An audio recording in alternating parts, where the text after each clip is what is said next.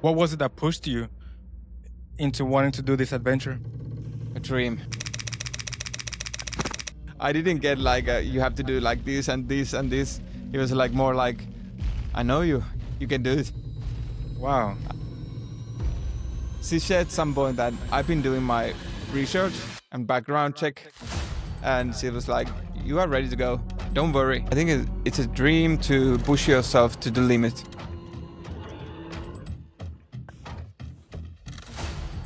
I was so scared. I have 2-year-old child. So of course, first Yeah. time that I told her that I'm going to go, I have a spot to go on Greenland. She was looking to me and said that, what's next? At home, I have to say goodbye to my child. Fuck, I'm starting to cry because it was emotional. Yeah. Emma drove me to Helsinki airport. I don't remember that we've been never cry like to each other, to missing to each other, because it was somehow the reality that this might be the last time. That's something that I wanted to get into. Obviously, you know, there's the fear that something can happen to you or something can go wrong during the expedition, but walk me through, what was that conversation like with your wife? Moment we go over the Greenland and I saw all the whiteness of snow and the mountains. It was like click, and everything is disappeared.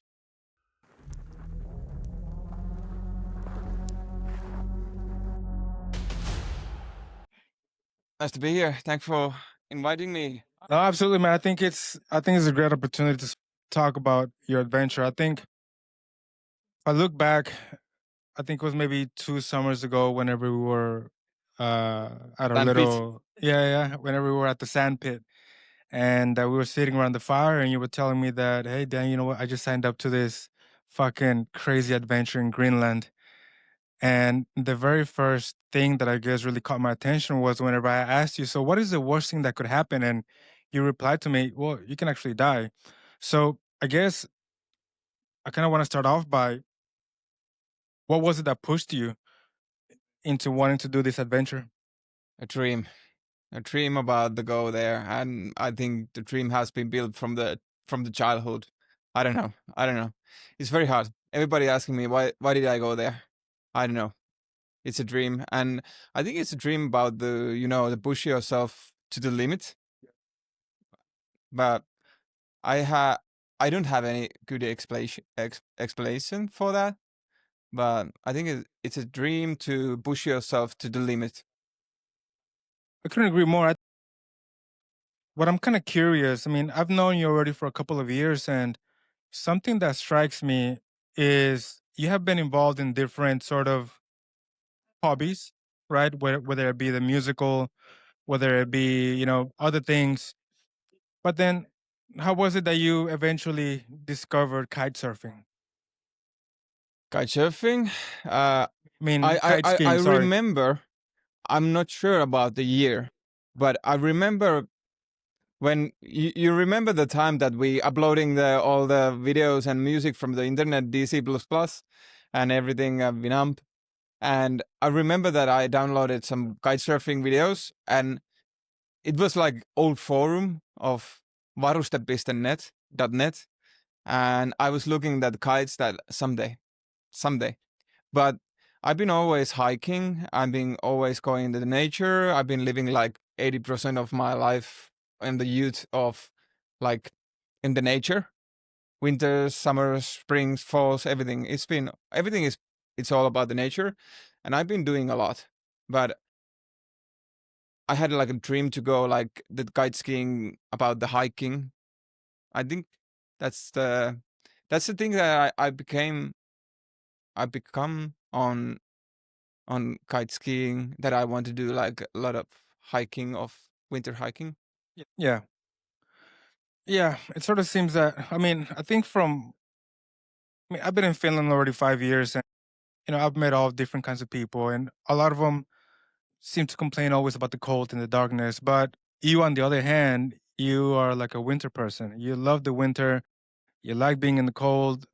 So I'm just curious. I mean, in Finland, obviously, we have cold weather, but I think Greenland is something of a different level.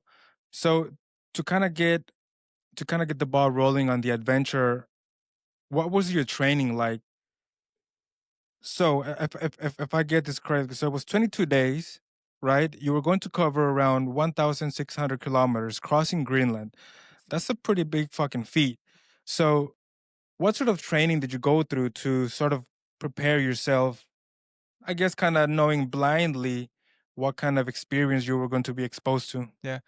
Uh, First of all, I would say I was like 24, 25 the first time I going in Asia. That was my first out of Finland trip. And all the other holidays and vacation that I had, I always go to Lapland. We have a cottage in Lapland, so I've been living on the snow all my life. And I'm not the fan of the hot or the summer. I like the cold because then you don't have any bugs or spiders or snakes, nothing. So that's why I like the winter. And in the winter, we have this saying that it doesn't matter how cold it is, it matters how the layers of the clothing. It's about the clothing that you're going outside. But the training, yeah. So I decided to go in Greenland 2019. I saw the document of Finnish expedition to go over to Greenland. I was in an airplane to go in Hong Kong, and I said my wifey that I really want to go there someday, and she was like, "Yeah, yeah, okay, go." But I think she didn't get me so serious. But yeah, I decided that I want to go there someday. Then little by little, it started rolling, and I coming in the snow kiting, kite surfing, and I started practicing. And basically, I sell my soul for the kite surfing and kite skiing. And I I love the sport. I love the sport, and I was all the time, all the spare time that I have, I was in Lapland mountains, and I was training to go. I've been doing like a free skiing, backcountry skiing, and but this is for like a new level of backcountry skiing. I can do like 30 times in a day, like skiing down from the mountains. I was like, whoa.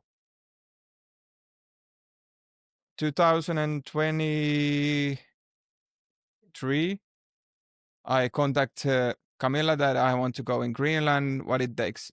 And Camilla was like, okay, let's go back this for later. And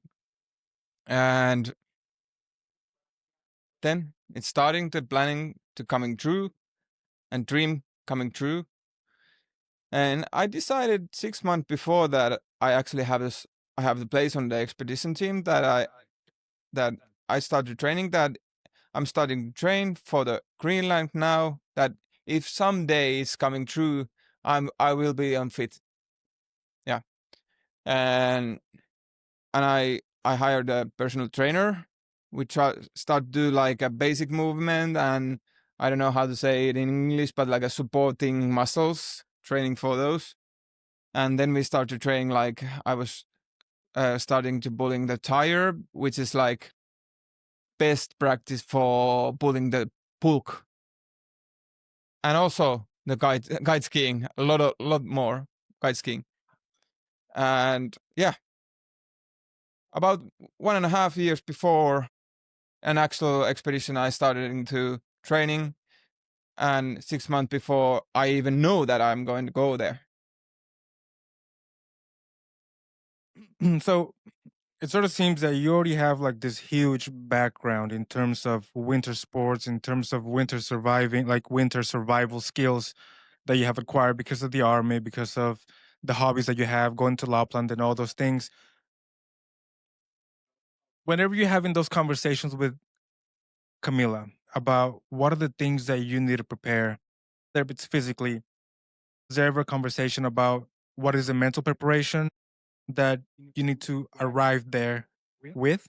I think I think we've been following each other for a while in Instagram or somewhere, and Camilla was like, "Okay, if you want to go in Greenland, let's go." It wasn't like I didn't get like you have to do like this and this and this. It was like more like I know you. You can do it. She said at some point that I've been doing my research and background check, and she was like, "You are ready to go. Don't worry. Just let's go." Whenever you were, I guess, preparing and sort of looking into it, even though you have been doing it for such a long time, did you ever have that in the back of your mind? Like, I wonder if I have what it takes. Absolutely. All the Yeah. time. So, I had never been so afraid that I was when we go when I hop on the airplane from Helsinki to Greenland. I have never scared as much as I was scaring at the time. And also one of my very good friends is like Arctic guide, polar guide, and he said to me that he always trained their customers like they can go through without him if something happened to him. And I was deciding that if something happened to someone other, I'm able to get it through everybody on the Greenland on our expedition. But yeah, it was all the time, and I was afraid of crevasses. I was so scared. I have 2-year old child, so of course, yeah, that's something that I wanted to get into. Obviously, there's the fear that something can happen to you or something can go wrong during the expedition, but walk me through what was that conversation like with your wife whenever you told her about the risk, because I'm sure you told her, hey, you know what, this shit's pretty dangerous. So, first yeah. time that I told her that I'm going to go, I have a spot to go on Greenland. She was looking to me and said that, "What's next?" And that's it. She know me. She knows me. So we didn't have to go through the hard talking or everything. It was like so supportive. That's why I'm able to do these things because she's so supporting. Yeah. And Oh, that's beautiful. I'm very lucky about it that. Yeah, super lucky. Oh, that's beautiful. I never expected that that answer, but I think it just talks a lot about just how much she knows you, and perhaps she might be even more aware of your own capabilities than you maybe are, which is something quite special to sometimes having a partner, right? Which is something quite special that you could have Yeah, like yeah. in a partner. It's dream. It's dream. Wow, it's beautiful. Now, let's go to the what were sort of the emotions that you were going through. You get on the plane, Helsinki. I think you first landed in Denmark, and then from Denmark you flew to Greenland. So walk me through. You get off the plane in Greenland. What's going through your mind? Of course, at home I have to say goodbye to my child. Fuck. I'm starting to cry because it was emotional. Emma Emma drove me to Helsinki airport. I don't remember that we've been never cry like to each other to missing to each other because it was somehow um the reality that this might be the last time, but also we trusted that it's not the last time, but it's on the head. Yeah, it was hard. It was very hard, and when I and we never mm, um, our team never met before to Greenland, so that was super crazy. I didn't know what they are like, and I didn't have anybody to share the emotions. That's like you just meet on the Copenhagen, and they are okay. We're going to be the best friends now for a month, and I didn't know what they are like, and you are sort of like alone. And when I first time meet the Lexi and Daphne on Copenhagen, I couldn't even talk. I was so afraid. I was so afraid about that, how everything is going to go. And but the moment we go over the Greenland, and I saw all the whiteness of snow and the mountains. It was like click. and everything is disappeared. I didn't afraid anything. I didn't scared anything. I was like super confident that this is my area. I know this shit. And it's crazy that it was. I have a photo of that moment, and I always remember that time. It was like 1 second, boom, everything's gone, and I know that okay, now we are here, and we are going to do it. That's it. I know what I'm doing, but before that, it was very hard.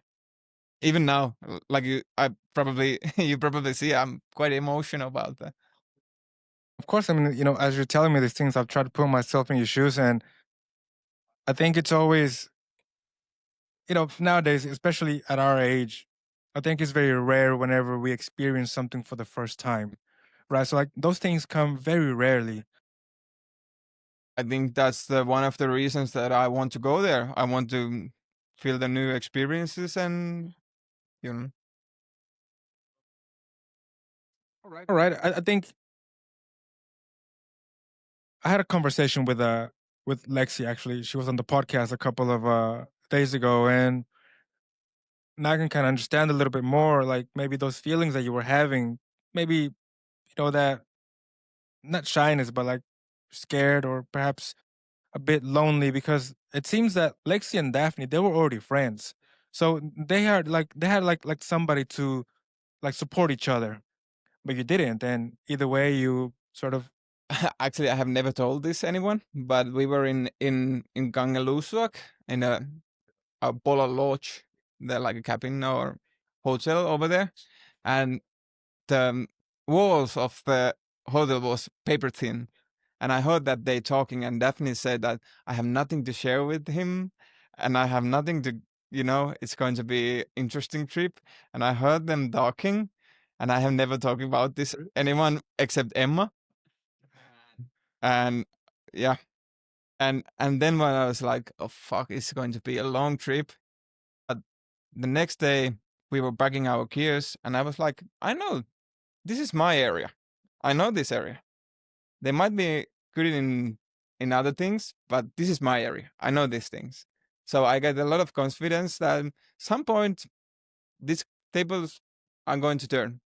And it's so crazy that a couple of first days and me and Daphne, that I feel that we are more distant. We are actually the best buddies. Really? Yeah, I love her. Yeah, she has so much good energy, and yeah, and we were actually with Lexi, we were like more distance for the first 5, 6, 7 days, and we were like we didn't talk that much because we didn't have so much common. But Daphne, she had so much good energy, and when we go to the ice, we was like, Wow, that's this super this cool. girl is super. That's super interesting. Yeah. But now that I know a little bit more of the story, like I'm able to like piece it together like from different angles. It's quite interesting, that story that you were telling me. Let's jump in. I mean, you start the expedition. What is it like the first days? Flew on Kangerlussuaq, which is like a southern part of Greenland, and we met there, and we first start to like doing the gear checking that we have everything that we need, and we go rent a gun, and we get the fuel for the stoves and everything. So we're doing like a check everything, and yeah, well, checking and also getting know each other. Yeah, it's a little bit different, but yeah, the first day is also the days that we are just checking the gears and everything and packing the gears and everything and getting a little bit know about the Greenland. And of course, the very nice thing was that we are able to go visiting a SAR, search and rescue team.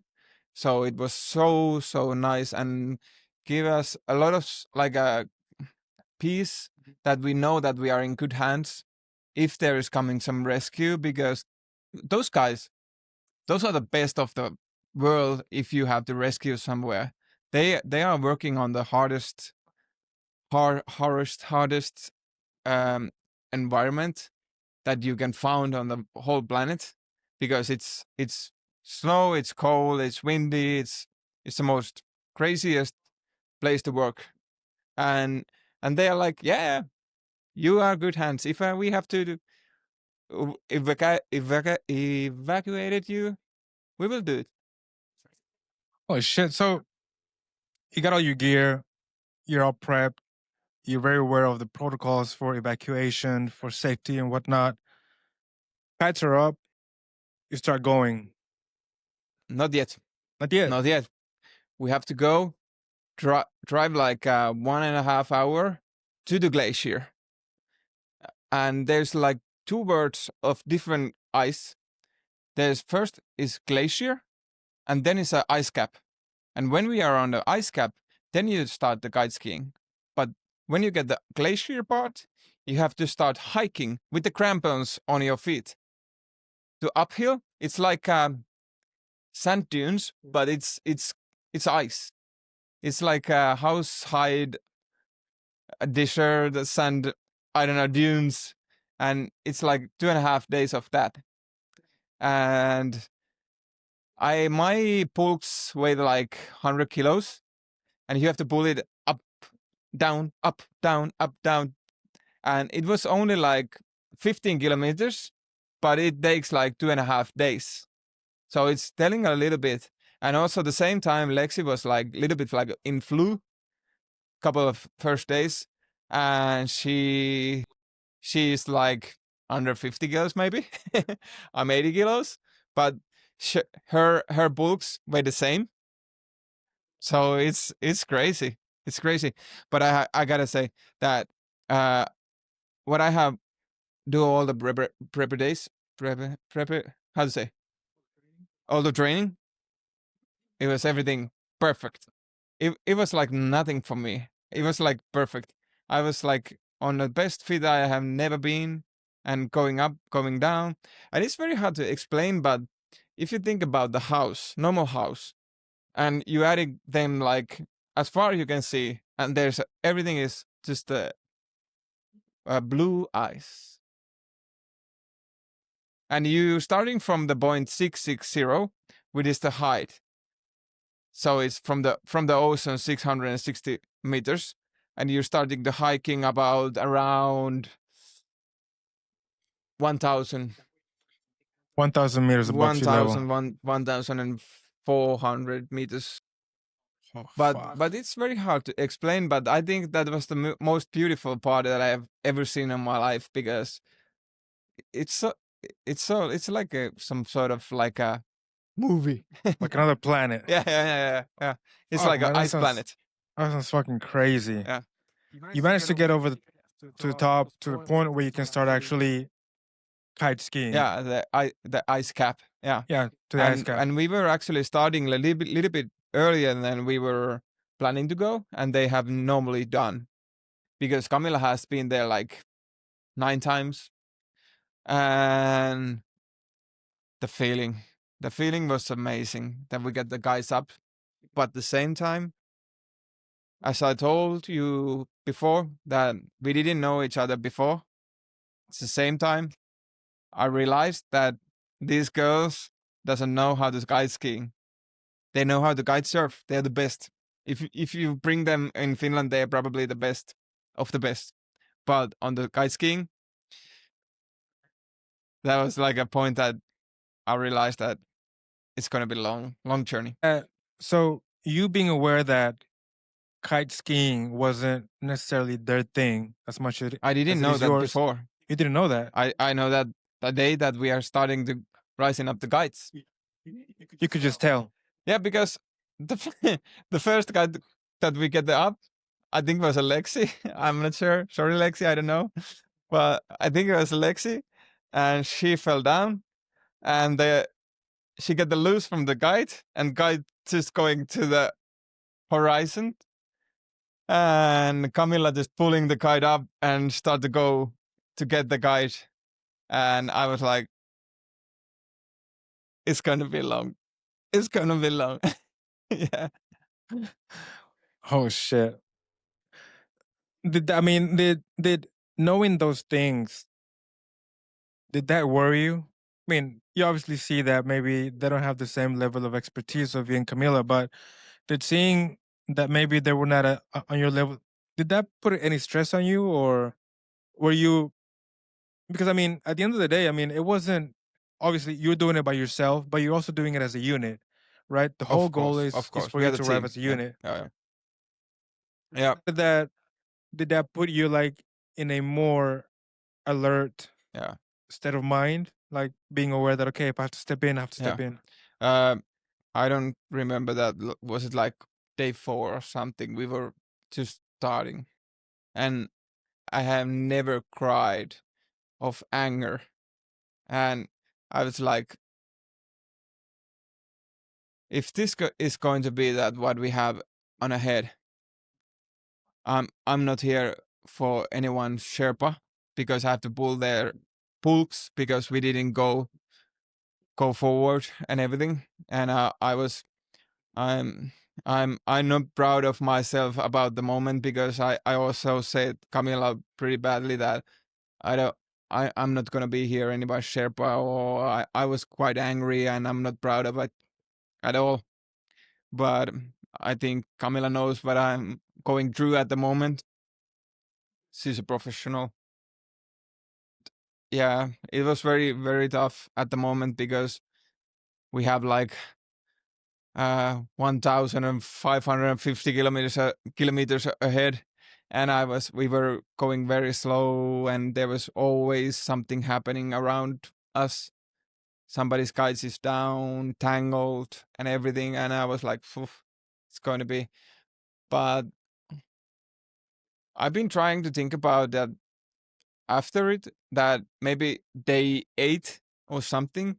I was like, I was talking a lot with the Camilla that I'm not gonna go with the mentally. It's very hard, and I think it was like day 8 or something that I was like, somewhere it came in on my mind that this is the reality.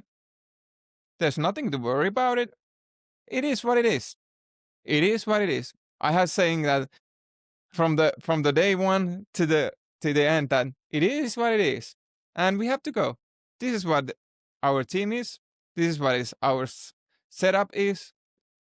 It is what it is, Yeah. and what you can do over there? Nothing. You Nothing. have to adapt. Yeah, yeah, of course. I mean, I think if if you think about it, I mean, I think it's also fine to maybe feel those emotions of anger because at the end of the day, it could be something that could prevent you from achieving your dream, Yeah, right? And that's one thing. And the other one is that, well, you also paid a lot of money. I mean, everybody's paying a lot of money, right? yeah. So, there's like those things. So I think maybe those emotions can come quite normal, right? Especially if you don't know them that well. Perhaps if it was your group of buddies, the feelings would be a little bit different, And you right? know Because them how exactly, people are exactly, working on the different environment or exactly, different tiredness or energy exactly. levels. You know them, but you didn't. I didn't know anything about them. Yeah. So dealing with those emotions of not, you don't know them, they don't know you, right? Things are going wrong.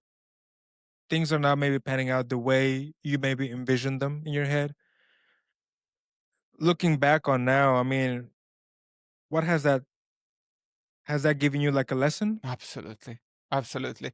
It doesn't matter how much you're training for the mentality, there is always surprise for ahead of you. And you have to adapt. And it was very hard to me to adapt. And, and also at the same time that the, all the surprising for everything. I have saying that if you go there, there will be surprises. Even if you know your best friend, how you're going to act, how you're going to go there, because the tiredness, the environment, and all of those things together, it's going to put you on the limit, and it's very hard to train for that.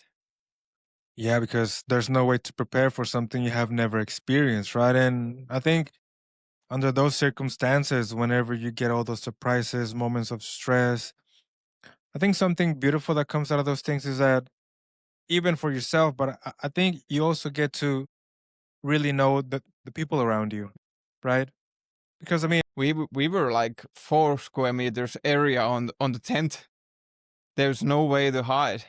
You have to know them, and you have to get to know them. Yeah. so I remember in one of the stories or reels that was shared on your IG, I think I mean obviously I was reading the translations and I think you were talking about you being in the tent and you know that has been like kind of a rough start and then you also mentioned like I even cried a little bit. So was that crying related to the frustration or was that crying related to something else? To anger. Yeah. The anger. But Okay. of course, on the beginning, also there was a lot of things because everything was new, and you can train for long long term kite skiing. You can go like 2 hours or something on the ice here in the lake, but you're never gonna feel the feeling of um, the sastrugis. It's like a snow waves it's like 10 centimeters to 50 centimeters height, and it's hard as a concrete. And on the first day that we going like 8 to 10 hours, my knees was so weak and so much pain, and I was like, "Fuck, is this is it? Can I go it through? Do I have to stop it? Do I have to evacuate it? Can I go it through? Everything together like a piling." And yeah, that was that the knee thing was like I've been keeping myself like a, how to say in English, like a invincible. Is it? Yeah.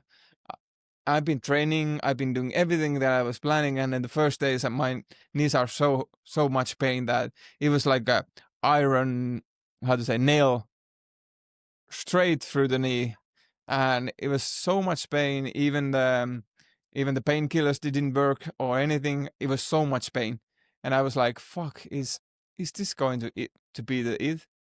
Can I go through it?" And all these other things all together, it really broke me. But then you have to build yourself again, and the building yourself is very hard.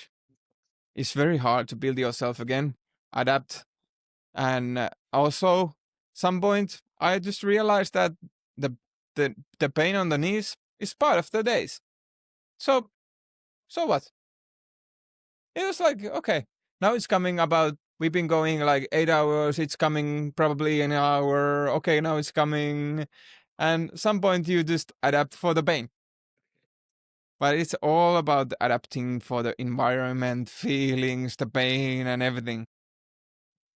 You talk about the building up, sort of trying to reframe things or trying to turn things around. But talk to me about how do you manage the negative thoughts? I'm sure you got them. I mean, things were going south, but at the same time, you're still trying to push yourself forward. But I mean, you know, we're all human, and even in those moments, we sometimes maybe doubt. How do you control those emotions? It's very hard. I didn't manage that as well. I was wishing, because like I said that I probably should saying I'm sorry, Camila, because I wasn't on my best on some points, but at the same time, now when I if I go in when I going there, and next time I know much better, much more. Um, I I I'm I'm not like long term anger people. I don't know how to say in English, but yeah, yeah. But I'm more like I'm frustrated. I'm but like maybe next morning or the same day, it's gone. It's probably my way to handle also things in normal life. But also, I was making a little bit like a stupid thing that um on the beginning, I don't know which days, but I didn't listen music. But the end of the journey, I was starting listening to music. I have like a AirChips, and I was starting listening to music, and I got a lot of power from the music, even in the normal life. So I think that was the saver. Yeah. And also I listened to some podcast that was like funny. So it was something get the positive thoughts, and also this music. You get the feeling, and you start looking around at, holy fuck, place is beautiful. Even you just see the snow and ice. You didn't have anything. You didn't have like a perspective that you didn't see anything. Just snow, and it was tens of kilometers, maybe hundreds of kilometers that you can see. If there's like a one piece of snow, you will see that even 20 kilometers or more. But yeah, you can see the beauty of that when you put your mind on that position. And I think the music gives for me a lot of things, like handle my emotions. Yeah, I'm sure because I think if you think about it, you're like on somewhat on the other side of the world. You're isolated. You have no direct communication to your family, to your loved ones. Yeah, I mean, you can talk to the people around you, but still not the same. And I guess they, But you have to close your yeah, normal life, your family lives. You okay. have to close it from the reality what you're living at the moment, because um I don't know how to say it in English, but um when you go there, you don't think anymore about your family, your friends, or anything. It's going to be your normal routines every day. It's like a working day. You woke up, you eat, you go working, you go back, you eat, you go sleep. So it had to be very you have you have to be very systematic. And it's like working, it's like normal days but different environment, and you have to close your emotions of family life, friends missing, or those kind of things. It's your work. When you go there, you're gonna work, and your work is to go through the glacier ice cap. Well, super interesting. I'm always like very intrigued how people's mindset sort of operates. For you, it seems to me that it's very rational, very task driven. So for you, it's more of a task that you have to accomplish, and you break down the task by a series of steps that you have to accomplish per Absolutely. hour, per Yeah. day, per Yeah. minute, whatever it may be. Well, super interesting. Yeah. And you have to be there. It Yeah. we all have seen some, like a hero stories from the mountains, or some kind of these kind of environments, like a documents that people are crying there about their missing home or something. I think that if you go in those kind of environments or situation, you have to be able to close the real life away from your current life, because it's very because you have to be super focused on everything, Mm. on every minute. Okay. Wow. Now, talk to me about, obviously, shit's happening all the time. Daphne gets injured, right? I think she tears her ACL or something in her knee. Day five. So that whole experience of getting the extraction, getting evacuated by helicopter from the Greenland rescue team, did that fuck with you? Not that much, but absolutely missing the person, because it's only like day 5, and we know each other like 6 days, and I was already missing her a lot, because she had so much positive energy that I was like addicted. She was like a force for everyone, like the power of everybody. And I like it a lot, because she also had like she was able to turn like positive things, and yeah, good things. And when she gotta do the decision that she had to evacuate it, and yeah, it was super super super tough, because I don't know, it's very hard to say. Did you feel lonely, given that maybe she's the only person that you sort of connected at first? Maybe, yeah, maybe I never think about it, because Okay. like I Yeah, say, yeah, I you have to were like close. very focused. Maybe, yeah. Okay, it's interesting. And it was also we were new situation that there was only three of us, and we are going to be like partners with Lexi that we haven't talked or connecting at much that much. And yeah, it was new situation. But I have never thought about that in that way. But yeah, probably. But I have to say that Camilla was like, ah, she's like a robot who can do anything, anything.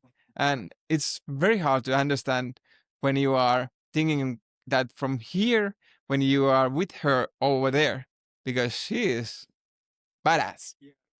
From what Lexi was telling me, she portrays her as such a badass, like a Viking girl, that's what she was saying to me. And what it seems that way. When I was obviously like doing my homework and going through social media, sort of like seeing, yours and Lexi's and Camila's as well and Daphne's, you can get that sense directly from Camila's. Like that's her shit. Like that's where she And I belongs. think there is not such a thing that Camila can do Probably not. because she's amazing. Yeah, I think it's quite. I mean, now that you are sort of encountering other people like you, has that been sort of life changing to you? What do you mean?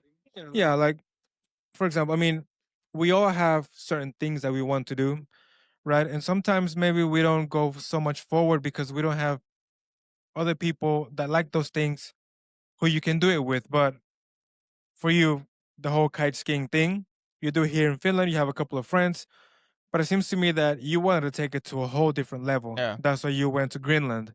Now you have met Camilla, who's also like on a crazy level of professional abilities in terms of kite skiing.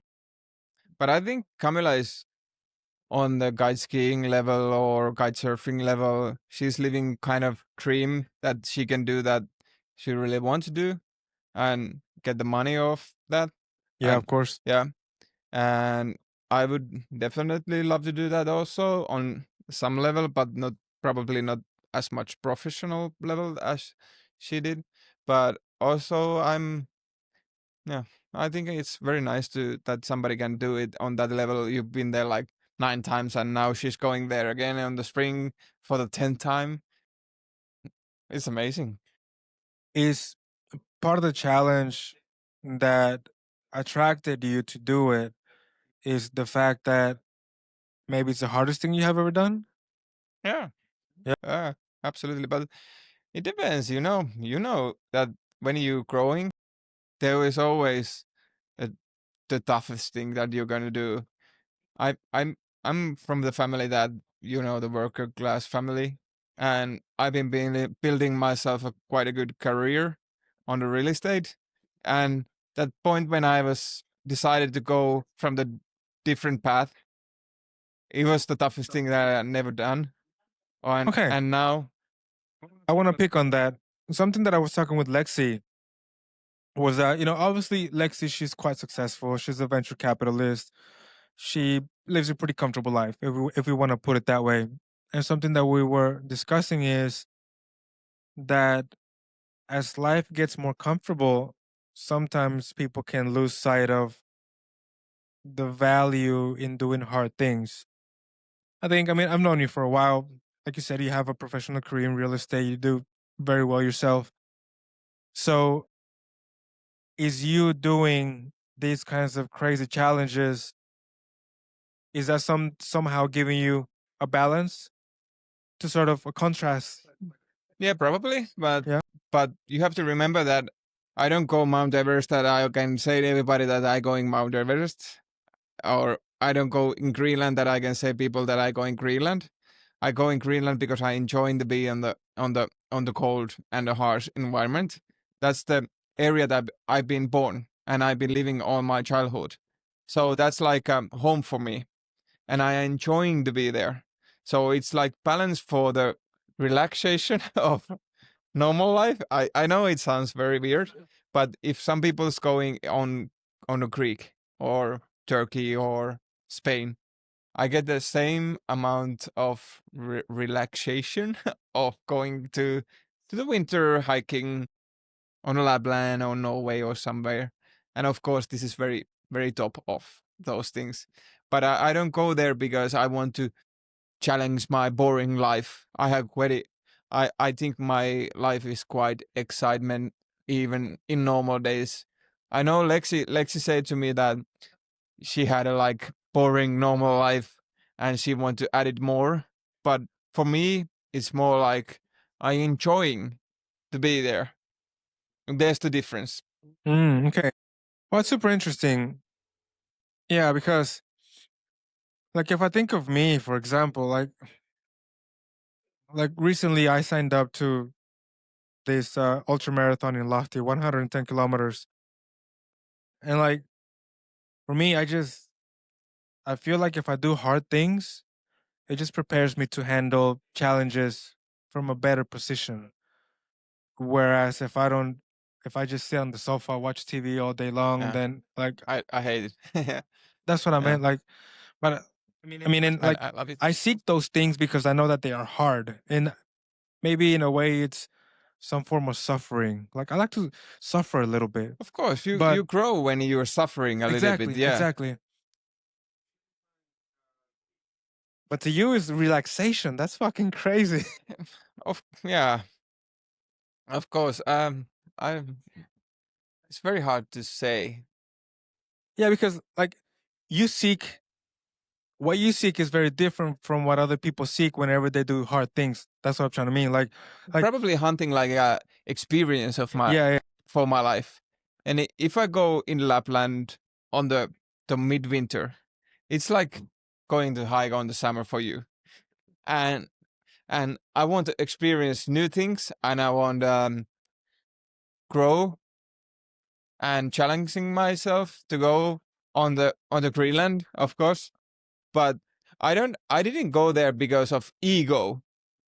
And also it's very hard to it's very easy to say that it's it's very easy to do this like very sexy thing, because I was third Finnish person to go on a Greenland with the kite skiing, and I was first that I going that route, and I have like an official of Finnish longest, how to say, 24-hour distance on Greenland, 250 kilometers. So there's a lot of like sexy things to go in the media or social media. But I've been telling people that for me, it was like, it's very hard to see that it's a, it's, it's a like a top level thing. Because for me, it was like, I like it to be here. I love to be in a tent. That's very cool, and I think that also just talk. I think that also talks a lot about the character that you have, and that's something that I value and appreciate as a friend, for example, because well, I think a lot of people sometimes do things for the wrong things, Yeah. right? And this thing that you are doing is something that really passions you, Yeah. right? So I think that's perhaps the best recipe if you're going to pursue something, not because somebody else is doing it or because it might look sexy on social media, but because you actually enjoy it. And I think that's the most important thing, right? And also that you have to do for the social media that we get the sponsors to pay this trip. But for you go there, you can't do for the sponsors. You have to do it for yourself.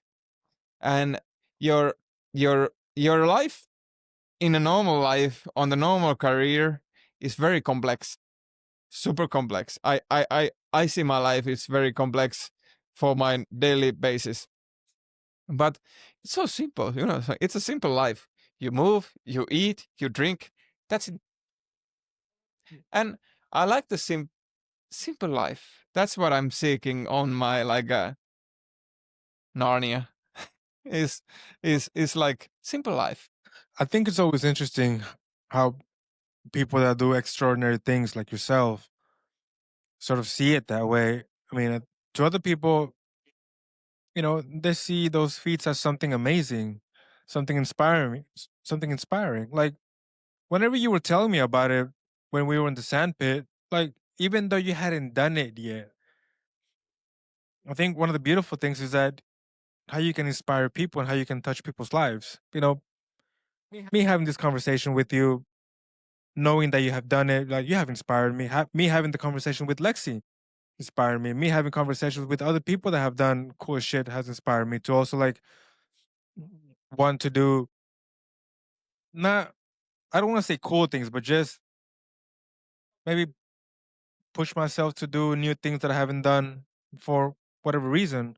I think there's something of beauty in that, and maybe from your side you see it as a simple life, but in reality, to a lot of us, that's something extraordinary, and I think something that you should value also. Yeah, of course I want to Yeah, motivate people to do things. I don't want to people, get bored of their boring life. I want to they know that if you're preparing enough and do the training, you can do anything that you want. And I want to motivate people also doing things, because my grandma used to say that she's still alive, 94. That if you're staying, um, if you're not moving anymore, you're gonna die. yeah. You have to do things and experience things and see the world. And you know that might be motivating inspiration for someone.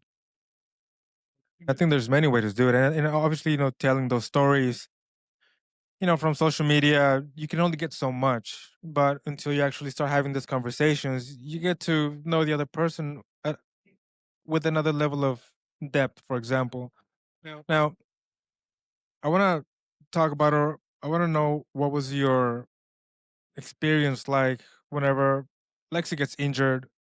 She didn't know then, but she breaks her leg. Yeah, All these things are going wrong. She gets snow blindness. it was She loses her crazy. It was crazy, goggles. but it was like we were with Camila that every morning we was like, okay, let's see what's happening today.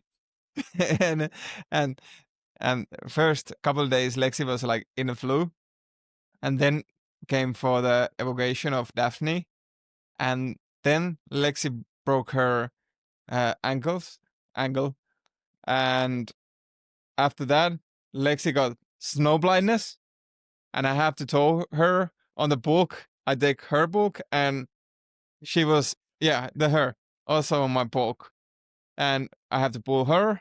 And after that, one evening, she was like, "Okay, my toes are pretty cold," and I was like, "Okay, show me." And one toe was totally black, Oh always shit! like frozen, and a couple of toes was already started to like frozen, and I was like, "Fuck no, now this." And it was like a shit show on the way, but it's very hard to say this, but for me it was like, what's next? It was like a little bit entertaining, but also at the same time you see the pain that she going through. I had never seen the girl or woman or who is so tough. I never seen. We have in Finnish language we have this sisu, and I had never seen that much sisu that she had. And I have like, if I have a hat, I've always, yeah, Yeah, it was. Whenever she was telling me of what she was going through and the pain she had, and sort of the mindset she was having during that time, like she's a very tough yeah. person, I and that had is never seen that kind of incredible. girl. And also she was eating trameline like bread because she has so much pain. And I didn't help. Didn't even that the most affecting painkiller didn't affect because she had so much pain. And one day I said to her that also one of the things that I'm a little bit regretting of now, that she was like whining just a little bit, the much that you don't say anything, but that was like every day, like, oh, of course she was whining because she was so much pain. And she But broke her we fucking were leg. Yeah, saying with Camila that you can't go every day that you are suffering. She stopped, and the pain didn't go away, but she just stopped complaining about the pain. And it was so crazy that I've been thinking about so many times afterward. That's how she did it. How?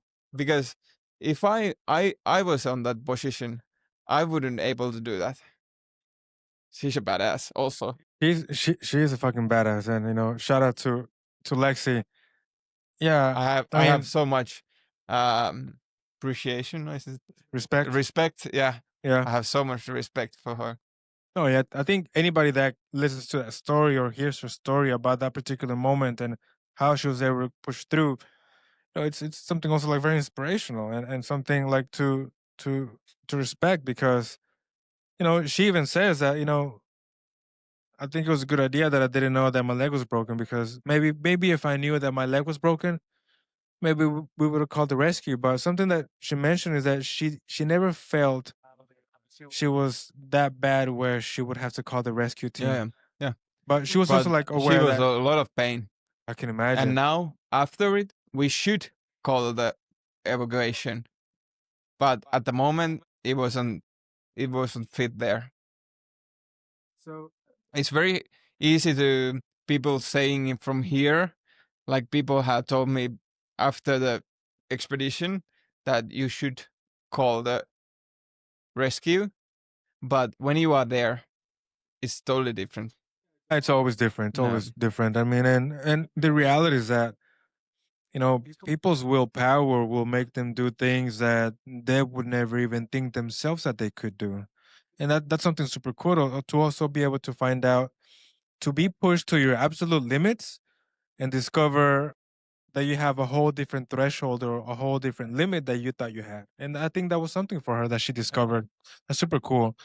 I mean, you know, you see, you know, you have taken me up and down Greenland, up all the experiences during the whole travesty, during the whole expedition. What would you say was the hardest thing for you? uh, probably finding new part of myself of being those. I was always thinking that I can handle the other people's emotions, but I'm not, you know. And I think that was the hardest part. I've been thinking a lot of things that I said or something. I think that was the hardest part because, of course, you want to be supportive, but that environment, it's very hard to be. That's what you want to be. And the hardest part for me is if we are like looking for on that timeline that you are doing something was training because I was doing a lot of things that I was pushing myself to the limit because I want to feel the tiredness and the pain of my muscles and everything. That was the hardest part. And hardest the second hardest part was leaving from home. But the otherwise I think was the 8 day that I was like adapting for the environment that I like it. I like it and I love it and I want to be here. Hopefully this never ends. It was like a there was like a new day, like a routine. So it's very hard to say what was the hardest part on the ice cap. Of course, there was some points was hard, but otherwise no.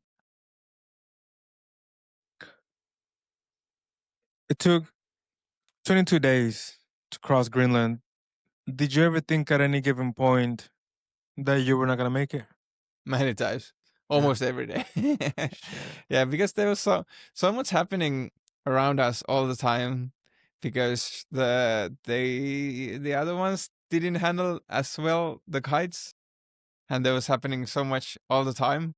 There was happening too much all the time. There was like I think Lexi said that she had like interview that like a headline of going learning kite skiing on Greenland, and that's the good impressions how everything goes. Yeah, definitely. But yeah, What was the feeling like whenever you finally? I mean, I know there was some dead time. There was some time when there wasn't any wind. You were just kind of stuck. But suddenly it picked up, and there was one day that you covered what like 200 and something kilometers yeah, in that was one the day. last day of our last day was 250 kilometers. 250 kilometers of our last day. What was that feeling like whenever Pushing to the limit. you push to the limit that last day Yeah. and you're putting your kite down? In a way, you're putting your kite down. What was that feeling like? We were over, we had like 2 flights away from the Greenland, and the second flight was like week before. No, week, week after the first flights. And we already canceled all the flights that we are not going to able to go there. And uh, and the last day was like, it was super interesting that we were starting the day that we are not going to able to go the first flights. So we are going to be spending here 1 week more. And but the day, the wind, the weather, everything was like perfect. So let's go. Let's go. At some point I remember that we probably go like 8 hours or something, and we get the guides down and starting to eating, and Lexi was coming a little bit after us. And Lexi was, oh, okay, let's put the tents up and everything. And we already talked with the Camila that we're gonna go today. We're gonna go on our goal today. And I remember the Camila said that, okay, let's eat a little bit and drink a little bit. Let's see. And Lexi started eating, and when she's ending the eating, we was like, we decided that we are going to go again more for today. And Lexi was like, fuck no. But as Lexi is, Lexi said, okay, let's go. She was a lot of pain, toes, ankles, snow blindness still going on a little bit. And yeah, uh, we were pushing, and some point I saw that Camila is raising her hands like this one, like this, like a triangle on top of her head. That, and I was like, we never talk about that kind of sign of what she's meaning. And I was like, okay, I don't know, is it like a yoga time or something that we have to stretch or something? And she was yelling me something. I didn't know what. And she came to me like 2 meters away from me that mountains, mountains. I was looking on my left and I see the whole coast of Greenland, and I was like, what? What the fuck? We are almost end of our journey. And it was so unreal and surreal to see the mountains. 20 days you always only see the white, nothing more. Just just white. Snow, ice and everything. And then you see mountains, you see the water of the ocean, you see you have a contrast. And that was like a Red Bull and cocaine for me, that I was like, wow, oh, fuck yeah, let's go. People, that the last day is probably the hardest day of the whole journey. But at the same time, it's very rewarding. Yeah, I can imagine. I think it seems to me, I mean, if I'm looking at it from the outside, the whole journey seems pretty hard, but like you Yeah. sort of putting certain faces with different difficulties. But something that I wanted to ask is like, I know how important this is to you. Yeah. So, what was life after once you came back home? It was the hardest part. How so? It was the hardest part. It was like empty shell after after the whole expedition, because you've been training like 2 years, kind of 1.5 years for only for the Greenland. You're working for the Greenland. You're training for the Greenland. You're spending your time with for the Greenland. You playing with your child for the Greenland. You do everything for the Greenland, everything for this expedition, and suddenly you are at the point that everything you have done, it's end, it's gone. And I've been comparing that that same feeling or situation for the artists that who doing the last gig of their, the rock star living that you're doing, and then you go to the room that it's it's quiet, nobody's there, no more people, nothing. You are just there alone, and it takes me like 3 months or something to recover from that. And that's the you asked me before the what is the hardest part. That's definitely the hardest part to recover from that kind of journey, because after that you don't have like meaning of your life. You have to start to find your meaning again. Of course, meaning is your family and everything, but to be honest, that you've been so build your identity for that trip or expedition, and suddenly you lost your identity, and you have to start to build it again. And and just a couple of days ago we decided to our next expedition, so it's giving us, for me, a lot of energy. I think the whole losing your identity, I think if you reframe it in a way, it also reveals even more what your true identity is, isn't it? Sorry. Yeah, I think the way you described that going back and leaving Greenland made you lose your identity. Yeah. But I think in a way it also perhaps made your identity even stronger as to what it is that thing that you're truly passionate about, right? Yeah, probably. Yeah, probably. At the same time, um, I know what I want to do next. Yeah. I want to be good at work, but I also know that I want to be more on the ice. Mm. So that's like giving me much more like confidence to go back. Where you going next? Just a couple of days ago, we decided to go in Svalbard, Shit. 2027, and we're going to do in probably from the south to the north, now to the south. We don't know yet, but it's going to be totally different because it's mountains, and there is no wind. That it's like one-way wind. It's Crosswinds and it's every it's wind. a whole different Yeah, monster. yeah, it's totally different. But of course, I also decided that I want to put my own expedition team to go in Greenland and also experience to die. Um, what is that? The Hmm. radar station of Die 2, Hmm. and I want to see that and build my own expedition to go to Greenland. And many people who are doing the kite skiing, they don't go in South Pole, but yeah, that's That's like another my one. That's great, man. new main goal to go in South Pole, because I really want to experience the real cold, because it's going to be super cold. Fuck, man, I can imagine. Look, you see, man, I've really enjoyed this talk, and I think there's a lot of things that people can take out of this conversation. What's something that you hope the listeners, even people that know you, can take away from your adventure and your experience?